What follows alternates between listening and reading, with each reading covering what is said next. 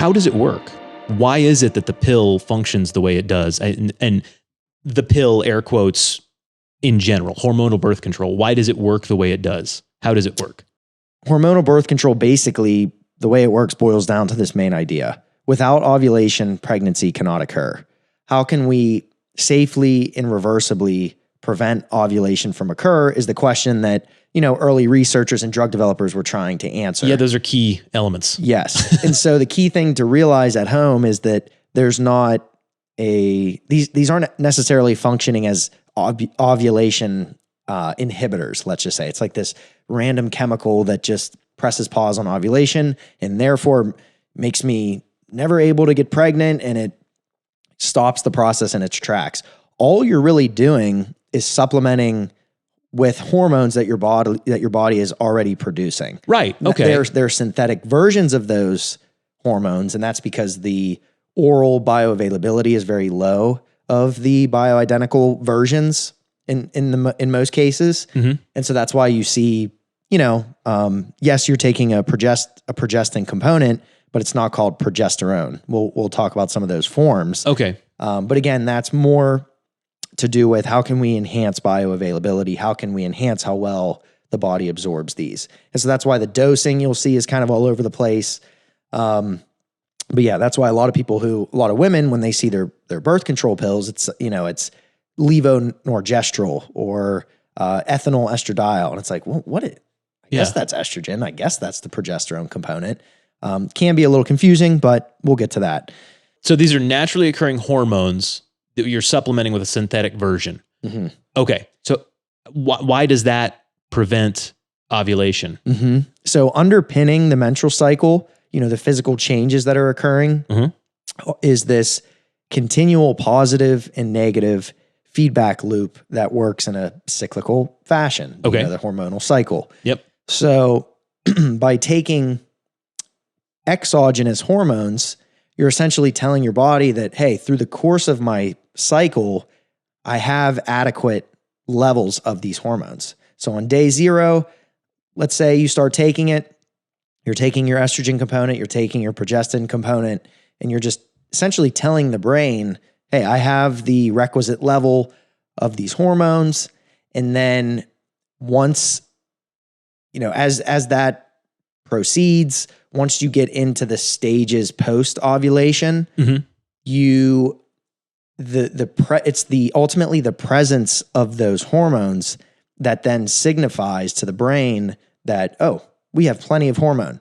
So I don't need to be increasing the amount of FSH or LH that's being released. And so those are the key hormones that allow a woman to ovulate.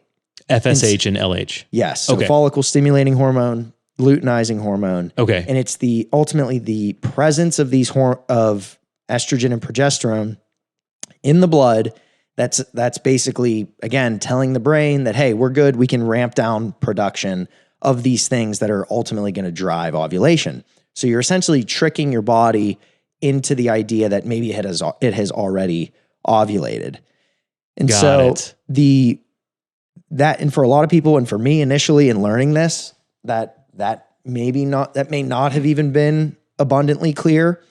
And so if we look at how the commercially available products are arranged, that can help, drive home some of this further. Okay.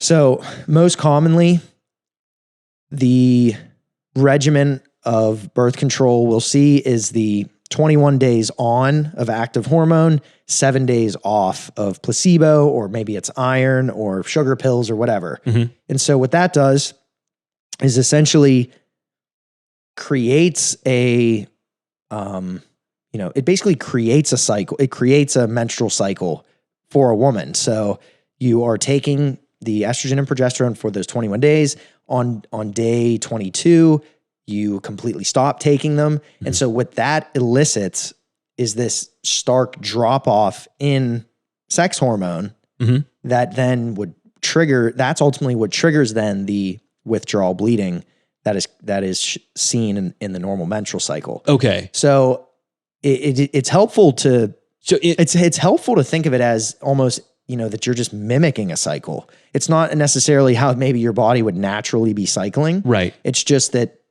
because you are consistent, boom, take away the exogenous hormone. There's a stark drop off because your body's not necessarily producing it the same way. Right. And then boom, it triggers the menstrual cycle. And then after those, it triggers menses. After the 7 days of placebo, you start taking the active pills again. And then you start to see this rise again in hormone. So does that mean that if a woman were to just take the active hormones 24/7, that she would never menstruate?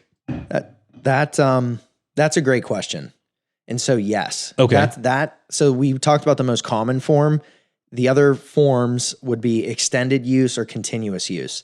What you're referring to would be a continuous use regimen. Oh, that is a thing. That's a thing. Okay. And so you can be prescribed a product that maps it out for you that way, that you just get 84 active pills or 90 active pills or whatever.